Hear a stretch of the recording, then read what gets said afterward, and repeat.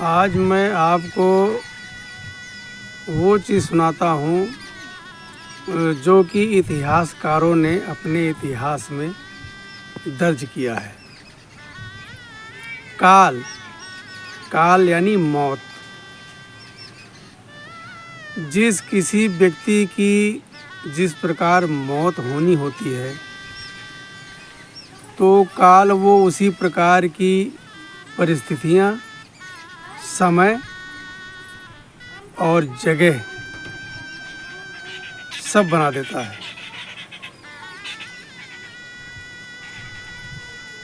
विक्रमादित्य जो थे वो चक्रवर्ती राजा थे। चक्रवर्ती का मतलब जहाँ से सूरज उगता है और जहाँ सूरज अस्त होता है वहाँ तक शासन था राजा विक्रमादित्य का। तो एक बार वो शिकार करने के लिए घर से निकले और आगे एक जंगल में पहुँचे तो वहाँ पर क्या देखा, एक व्यक्ति पेड़ पर चढ़ गया है और उसको मारने के लिए रीछ यानी भालू भी पेड़ पर चढ़ रहा है। दोस्तों, ये हजम होने वाली बात नहीं है कि भालू पेड़ पर कभी चढ़ नहीं पाता है। राजा सोच रहे थे कि भालू तो कभी पेड़ पर चढ़ता ही नहीं है, लेकिन ये भालू पेड़ पर चढ़ रहा है। तो ऊपर जब निगाह उठाकर देखा तो वो व्यक्ति वो कांप रहा था पेड़ के ऊपर कि अब ये भालू मुझे खा जाएगा। जब वो पेड़ के ऊपर जब आधे रास्ते में भालू चढ़ गया तो वो आदमी इतनी ज़ोर से घबरा गया, कांपने लगा कि जिस डाल को पकड़ रखा था वो डाल उस व्यक्ति के हाथ से छूट गया और आदमी धड़ाम से ज़मीन पर आ गया और गिरने के बाद तुरंत ही उसकी मौत हो गई। जब उसकी मौत हो गई, ये राजा विक्रमादित्य अपनी आंखों से देख रहे हैं और भालू वो चुपचाप नीचे उतरता है और थोड़ी दूर जाता है तो वहाँ पर वो सुंदर लड़की का रूप बना लेता है। राजा विक्रमादित्य की आंखें फटी की ये तो भी रीछ था और रीछ जा कर के आगे ये सुंदर खूबसूरत युवा लड़की बन गया। विक्रमादित्य उसका पीछा करने लगे तो वो लड़की जा करके बाहर एक कुएं के पास बैठ गई। कुएं पर चारों तरफ चबूतरा बना था, उसी चबूतरे पर वो लड़की बैठ गई। कहीं से दो राजकुमार, इतने खूबसूरत राजकुमार, दोनों वहाँ पर उस रास्ते से निकले तो उन्होंने कुएं पर देखा इतनी खूबसूरत लड़की बैठी है। तो दोनों राजकुमार सगे भाई थे। तो वहाँ पर जब पहुँचे तो उस लड़की का चेहरा देख करके दोनों मुग्ध हो गए। तो छोटे ने कहा है कि मैं इसके साथ शादी करूँगा। तो बड़े वाले ने कहा कि तुम मुझसे उम्र में छोटे हो, मैं बड़ा हूँ, तो पहले हमारी शादी होगी।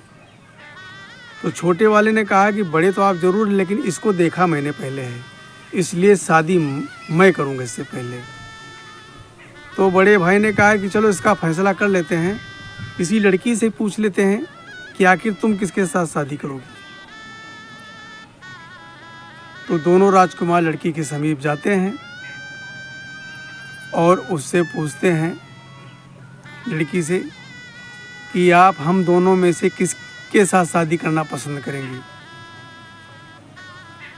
तो उस लड़की ने कहा कि सुंदर तो आप दोनों खूबसूरत हैं, इसमें तो कोई शक नहीं, लेकिन मैं उसके साथ शादी करूंगी जिसके अंदर ताकत ज़्यादा होगी, मैं उसी के साथ शादी करूंगी। तो दोनों राजकुमार सगे भाई अपना अपना शक्ति प्रदर्शन करने के लिए अपनी अपनी तलवारें खींच ली। अपनी अपनी तलवार लहराते हुए एक दूसरे पर वार करने लगे। काफ़ी देर तक लड़ाई होती रही।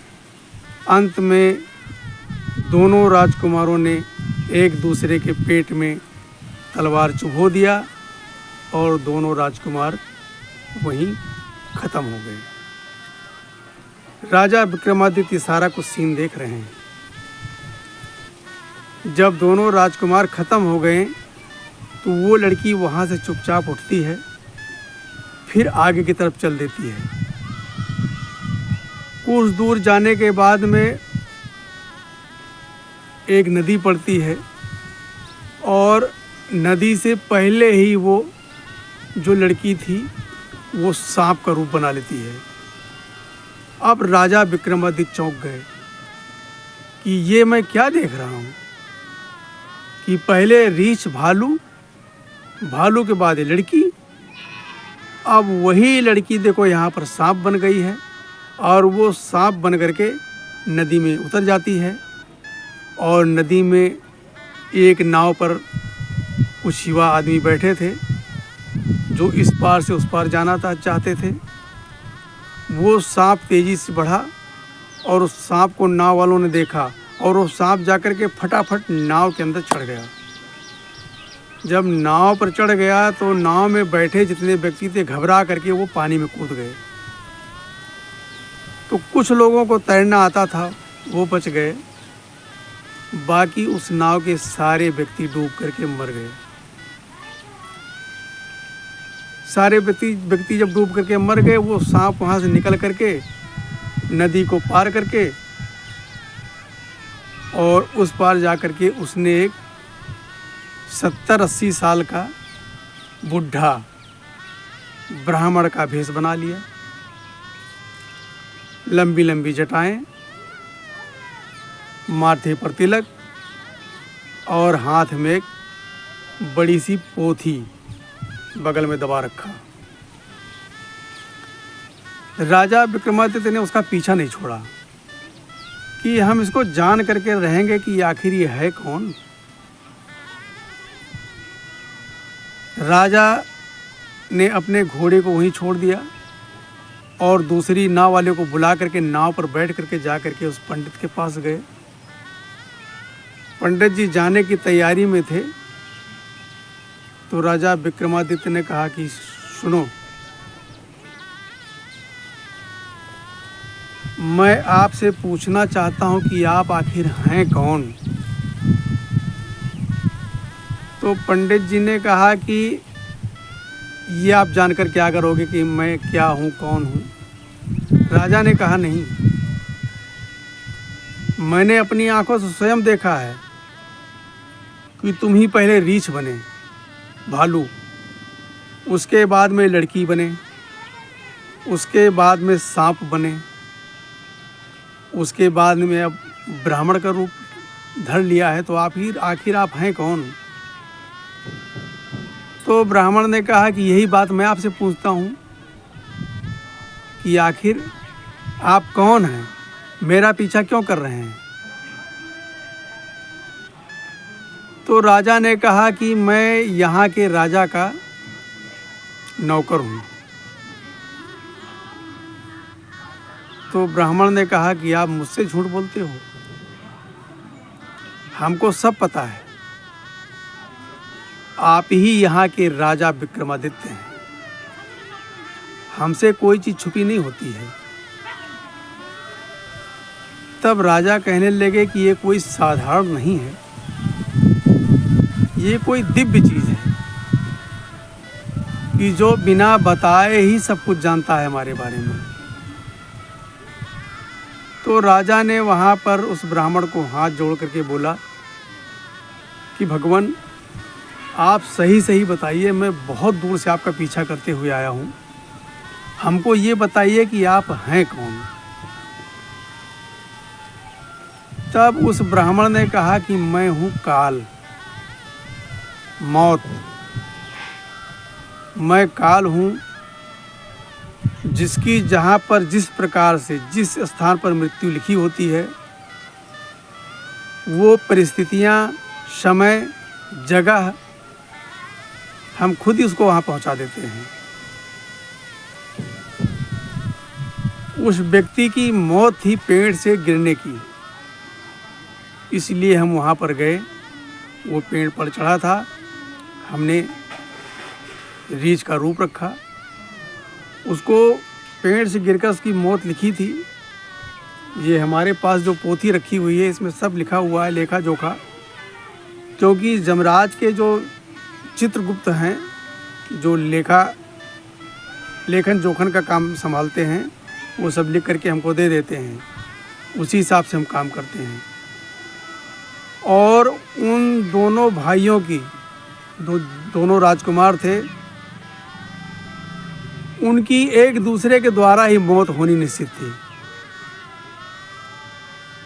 और किसी लड़की के चक्कर में दोनों की मौत निश्चित थी, इसलिए हमने वो वहाँ पर परिस्थिति तैयार की।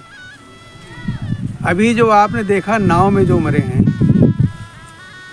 इसमें जिनकी मौत नहीं थी वो देखो बच गए, लेकिन इसमें और जो बैठे थे देखो सारी अलग अलग जगह के लोग थे, कोई एक जगह के नहीं थे, अलग अलग जगह के थे, अलग अलग परिवार के थे, लेकिन उनकी मौत पानी में डूबकर लिखी थी। इसलिए उन सबको इकट्ठा करके हमने वो परिस्थिति बनाई। तो राजा ने कहा कि भगवान, आप हमारे बारे में कुछ बताइए। तो उस काल ने बोला कि देखो, संसार में जो आया है उसकी मौत निश्चित है, लेकिन वो कब होगी ये किसी को पता नहीं होता है। तब राजा विक्रमादित्य ने कहा कि हमें वही तो पता करना है कि हमारी मौत कब होगी और कहाँ होगी। तो उस काल ने राजा विक्रमादित्य को बताया कि आपकी मौत होगी सीढ़ी से गिर जाने के बाद। आप सीढ़ी से नीचे गिरेंगे, गिरने के बाद आपकी मौत हो जाएगी। तब राजा विक्रमादित्य ने कहा कि मौत कब होगी।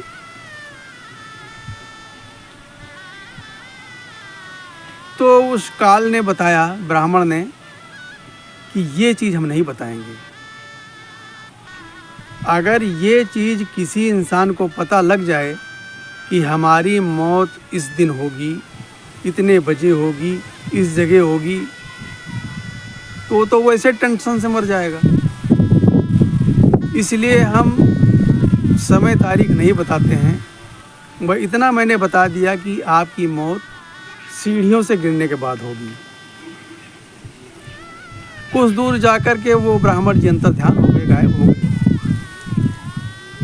विक्रमादित्य नाव से दोबारा वापस आए और अपने घोड़े पर बैठ करके दिन भर के निकले हुए, भूखे प्यासे थक भी गए थे, घोड़े पर बैठ करके अपने घर आए और प्यास बहुत तेज लगी थी और वो जल्दी घर के अंदर प्रवेश करने लगे। और घर में जो सीढ़ियाँ बनी हैं